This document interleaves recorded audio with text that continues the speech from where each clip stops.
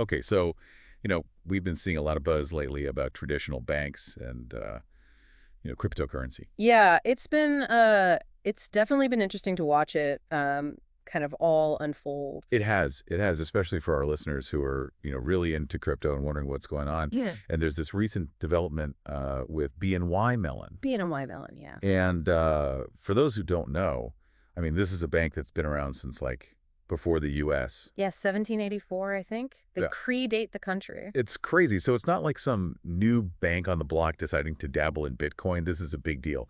What Mhm. they've been doing is fascinating. They're basically the guardians of, like, the Mhm. really important stuff, right? Yeah. So they're a custodian bank. Basically, if you think about like Fort Knox, right, Right. where they keep the gold reserves. Yeah. It's like that, but for financial assets. So, we're talking trillions of dollars for their clients.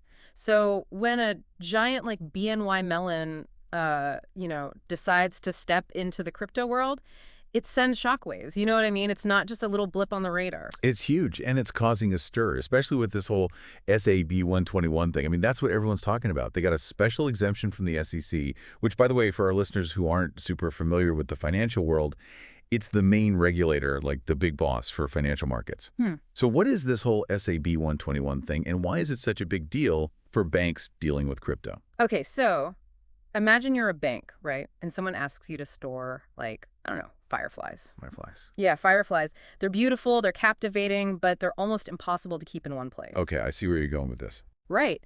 That's kind of what Bitcoin is like in the financial world. It's volatile, its value swings up and down. And this made traditional banks very nervous. They were hesitant to hold it because it was just too unpredictable. Ah, so that's where SCB 121 comes in. Exactly. SAB 121 was basically this rule that made it really tough for banks to directly hold crypto assets on their balance sheets, because of that whole volatility thing. It was like a safety measure. Okay, that makes sense. So how does BNY Mellon getting this exemption change things? Well, now BNY Mellon can offer cryptocurrency custody services to their clients, without running into the roadblocks that SE 121 put up. It's a big deal because it allows them to hold Bitcoin, manage it for their clients, but without those same risks. It's like they found a way to build a firefly sanctuary, right? So what does this all mean for the future of crypto? Because it seems like a pretty big vote of confidence, right? Like if the U.S. government is giving traditional institutions the thumbs up, does this change how we view cryptocurrency in the U.S.?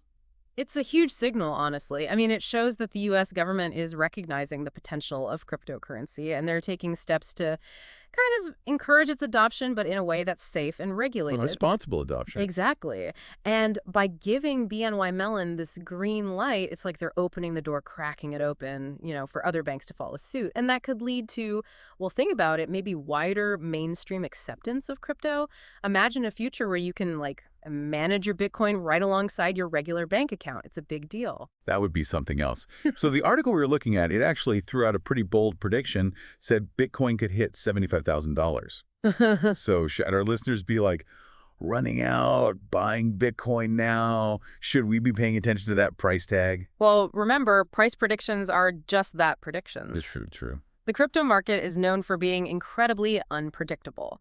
So while this move by BNY Mellon is definitely a big deal, it doesn't automatically mean Bitcoin is about to skyrocket. It just means that there's a new player in the game and they're a big one. Right. Always good to keep a cool head, especially with investments. So for our listeners who are like trying to wrap their heads around all of this, what's the big takeaway? I think this whole thing with BNY Mellon could be a turning point in finance. It really suggests that digital currencies, they might actually become a standard part of our financial system in the future, and that's something worth keeping an eye on for sure. A future where Bitcoin sits right next to the dollar. Yeah. It's a lot to think about and definitely something we'll be following closely. Thanks for breaking it all down. Absolutely. Always happy to be here. And for listeners, keep those questions coming. We'll be diving into more of your finance mysteries soon, so don't forget to subscribe and stay tuned. Until then, happy investing.